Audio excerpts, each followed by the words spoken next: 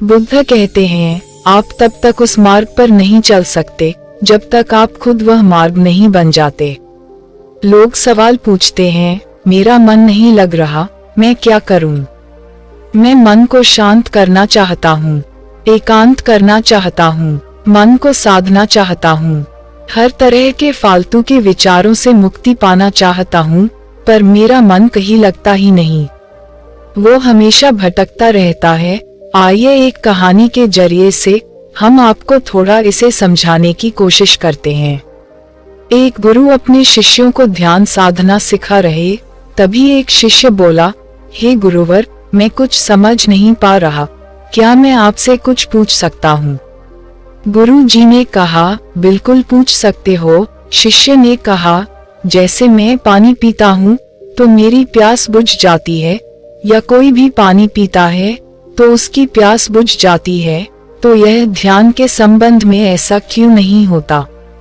जब हम आपके कहे अनुसार एक जैसा ध्यान करते हैं तो हम में से कोई पहले तो कोई बाद में तो कोई कभी भी ध्यान की स्थिति को प्राप्त कर ही नहीं पाता। ऐसा क्यों होता है?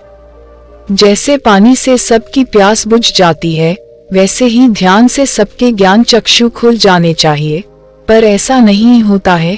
गुरुजी ने कहा, कल किसी ने भोजन पर हमें आमंत्रित किया है, कल तुम मेरे साथ चलना, मैं तुम्हारे प्रश्नों के उत्तर वही दूंगा। अगले दिन दोनों गुरु शिष्य भोजन के लिए एक धनी व्यक्ति के घर पहुंचे। धनी व्यक्ति की पत्नी ने उन्हें भोजन पर बुलाया था। दोनों भोजन करने बैठ जाते हैं। उन्हीं के साथ उस स्त्री का पति भी भोजन करने बैठा हुआ था। धनी व्यक्ति ने भोजन का पहला निवाला जैसे ही अपने मुंह में डाला, उसने अपने सभी नौकरों पर चिल्लाकर कहा, ये क्या बेकार सा भोजन बना रखा है, इसमें कोई स्वाद नहीं है। वह भोजन की थाली फेंककर नौकरों से कहता है कि जाओ दोबारा से ढंग का भोजन बना कर लाओ। धनी व्यक्ति की पत्नी उन दोनों गुरु शिष्य से क्षमा मांगकर उन्हें भोजन परोसने लगी। दोनों ने भोजन किया। गुरु ने अपनी थाली में 2 रोटी छोड़ दी। गुरु ने उस स्त्री से कहा कि बेटी, क्या तुम मुझे यह 2 रोटी बांध कर दे सकती हो? स्त्री ने हाँ में सर हिलाकर उन रोटियों को बांध कर दे दिया। उसके बाद दोनों वहां से निकल गए। रास्ते में गुरु जी ने शिष्य से पूछा कि तुम्हें भोजन कैसा लगा? शिष्य ने कहा, भोजन तो अति स्वादिष्ट था, मुझे पसंद आया, मुझे भोजन करके बहुत अच्छा लगा। गुरु ने कहा, इससे अधिक तुम्हें और कुछ नहीं लगा? शिष्य ने कहा, इससे अच्छा और क्या लग सकता है गुरुदेव, मेरी भूख मिट गई, मेरा पेट भर गया। गुरु जी ने कहा, भोजन तो अच्छा था, फिर वो उस स्त्री के पति को भोजन पसंद क्यों नहीं आया? भोजन तो अच्छा बना था ना, भोजन एक ही था, तब उसे पसंद क्यों नहीं आया? शिष्य ने कहा, आप ठीक कहते हैं गुरुदेव, मैं तो कुछ समझ ही नहीं पा रहा हूँ, आप ही कुछ बताएं। गुरुजी ने कहा, अभी तुम मेरे साथ आगे चलते रहो। गुरु शिष्य चलते चलते बहुत दूर निकल आए। शिष्य ने गुरुजी से कहा, गुरुदेव, हम हमारे आश्रम के मार्ग पर तो नहीं है, फिर हम कहाँ जा रहे हैं? गुरु ने कहा, बस चलते रहो। बहुत दूर चलने के बाद एक फटेहाल व्यक्ति गुरुजी के सामने आ गया और उनके चरणों में गिर गया और बोला, हे परमात्मा, मेरी मदद करो, मैं 3 दिन से भूखा हूँ, मैंने कुछ भी नहीं खाया है, आप कृपया कर मुझे कुछ खाने को दें। गुरुजी ने उस व्यक्ति को एक पेड़ के नीचे बैठाया और उन 2 रोटियों को निकाल कर दिया जो उस महिला ने उन्हें बांध के दी थी। रोटियों को देखते ही उस गरीब व्यक्ति की आंखों में चमक आ गया। उसने तुरंत उन 2 रोटियों को लेकर खा लिया। खाते समय उस व्यक्ति की आंखों से आंसू निकल रहे थे। वो रो रहा था और खाता जा रहा था और हाथ से इशारे कर रहा था, जैसे वो किसी अदृश्य शक्ति को कह रहा हो, तेरा धन्यवाद इस रोटी के लिए। खाने के बाद उसने गुरुजी को प्रणाम किया और धन्यवाद कहा। गुरुजी ने उस व्यक्ति से पूछा कि भोजन का स्वाद कैसा था? उसने कहा, स्वाद तो था ही नहीं, केवल जीवन था, परमात्मा और ईश्वर था, ये रोटियां नहीं थी, यह तो साक्षात जीवन था। यह कहकर वह व्यक्ति वहां से चला गया। गुरु ने शिष्य से कहा, देखो भोजन वही था, लेकिन एक व्यक्ति को उसमें स्वाद नहीं आता। तुम्हें उसमें स्वाद आया, तुम्हें भोजन पसंद आता है, लेकिन वही एक व्यक्ति को इस भोजन में स्वाद नहीं आता, बल्कि वह इसमें ईश्वर, परमेश्वर और जीवन को देख लेता है। इसी से पता चलता है कि व्यक्ति और भोजन की तृप्ति में भी अंतर है। पहले व्यक्ति की इसमें कोई तृप्ति नहीं होती, तुम्हें थोड़ी तृप्ति होती है, और इस व्यक्ति को अनंत तृप्ति होती है। ऐसा ही ध्यान के संबंध में होता है। जिसको जितनी ज्यादा प्यास होती है, वो उतनी ही जल्दी मार्ग बना लेता है। उस शिष्य की जिज्ञासा का समाधान हो गया था, उसके प्रश्नों का उत्तर उसे मिल गया था, लेकिन हमारे प्रश्न का उत्तर अभी तक नहीं मिला। प्रश्न था, मन क्यों नहीं लगता? दोस्तों, जो लग जाए वह मन नहीं है, मन का स्वभाव ही है भागना। जब हमारे पास कोई चीज अत्यधिक होती है, तब मन उससे भागने लगता है, जैसे उस धनी व्यक्ति का मन जिस भोजन से भाग रहा था, जो उसके लिए आम बात थी। लेकिन जब कोई चीज हमारे पास सीमित मात्रा में होती है और हमें मिल भी जाती है, तब हमारा मन उससे जुड़ा भी रहता है और हम उस चीज की थोड़ी बहुत अहमियत भी रखते हैं।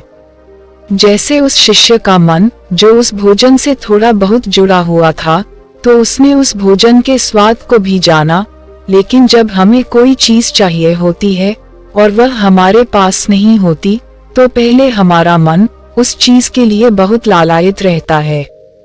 वह हर हाल में उसे पा लेना चाहता है, लेकिन जब कोई चीज प्राणों से जुड़ी हो, जैसे कि वह 2 रोटी, और जब बात प्राणों पर आ जाए, तब मन गायब हो जाता है। तब आप स्वाद नहीं देखते, भोजन का प्रकार नहीं देखते हैं, तब आपको सिर्फ भोजन चाहिए होता है। तब आप एकाग्र हो जाते हैं भोजन के लिए। जो मिले उसी में आपको आनंद आ जाता है, स्वाद हो या ना। आपके प्राण अंदर तक उसे स्वीकार कर लेते हैं, और यह तब होता है जब मन नहीं होता। हम हमारे मन को लगाने की बहुत कोशिश करते हैं। कुछ पढ़ाई में लगाने की कोशिश करते हैं, तो कुछ अपने काम में लगाने की कोशिश करते हैं, लेकिन आपने देखा होगा कि मन कहीं नहीं लगता, और यह लग भी नहीं सकता, क्योंकि इसका काम किसी चीज में लगना है ही नहीं, बल्कि इसका काम है आपको भगाना इधर से उधर। एक चीज आपको मिली तो दूसरी चीज पर ले जाना, दूसरी चीज आपको मिली तो तीसरी चीज पर ले जाना। मन संतुष्टि को नहीं जानता, वह केवल पाना जानता है, पाने के बाद भूल जाना जानता है। जो मिल गया उसे छोड़ देने की आदत होती है, जो छूट गया उसे फिर से पा लेने की आदत मन की होती है। अपनी जिंदगी के पिछले हिस्से को देखें और जाने कि क्या आपका मन कहीं लगा है, कहीं रुका है, या केवल आपको अभी तक भगा रहा है। अब सवाल आता है कि अगर मन का काम भागना या फिर भगाना ही है, तो क्या जिंदगी भर हम भागते ही रहेंगे? क्या हम कहीं रुकेंगे नहीं? ध्यान से देखो तो जिंदगी ऐसी ही है। जन्म से लेकर मृत्यु तक इंसान भागता ही रहता है, कभी किसी चीज के पीछे तो कभी किसी दूसरी चीज के पीछे। लेकिन फिर भी कुछ इंसान अपवाद हो जाते हैं, फिर वह रुक जाते हैं, भागना बंद कर देते हैं, तब चीजें उनके पीछे भागती है, वह किसी चीज के पीछे नहीं भागते। इसका सबसे बड़ा उदाहरण स्वयं गौतम बुद्ध हैं। हम आम लोग कैसे अपने जीवन में ठहराव ला सकते हैं, कैसे हम अपने जीवन में एकाग्रता ला सकते हैं, कैसे हम अपने जीवन में अपने मन को अपने आप नियंत्रित करने से रोक सकते हैं। और इसका एक ही रास्ता है, वह ध्यान। ध्यान व्यवस्था लाता है, मन भागता है, ध्यान ठहराव लाता है। मन लालच देता है, ध्यान लालच को देखने की दृष्टि देता है। मन कहता है दूसरी चीज को पकड़ लो, ध्यान कहता ही जो जो मिला है उसे जान ले। ध्यान एकाग्रता लाता है, लेकिन ध्यान को लेकर भी हम भ्रमित रहते हैं। ध्यान का मतलब आंखें बंद कर बैठ जाने को ही समझ लेते हैं। एक छोटी बच्ची बहुत अच्छी बांसुरी बजाती है, जब वो बांसुरी बजाती है तब उसके सुर में खो जाती है, तब उसका मन गायब हो जाता है। उसके प्राण केवल उस बांसुरी की धुन में ही रम जाते हैं और यही उसका ध्यान बन जाता है। लेकिन ऐसा इसलिए होता है क्योंकि इस लड़की को उस बांसुरी में रस आता है, आनंद आता है। यही उसकी प्रकृति है, वो वही कर रही है जो वो हो सकती है। एक अध्यापक है, जब वो अपने छात्रों को पढ़ाता है तो उसमें खो जाता है। वो अपने प्राणों से उस पढ़ाने का आनंद लेता है, उसमें रुचि है, उससे यही उसकी प्रकृति है। जब वो पढ़ा रहा होता है तब उसके मन में कोई हलचल नहीं होती। वह तब ना तो भूतकाल की बात सोचता है ना भविष्य काल की, वो केवल वर्तमान के क्षण में ही रहता है।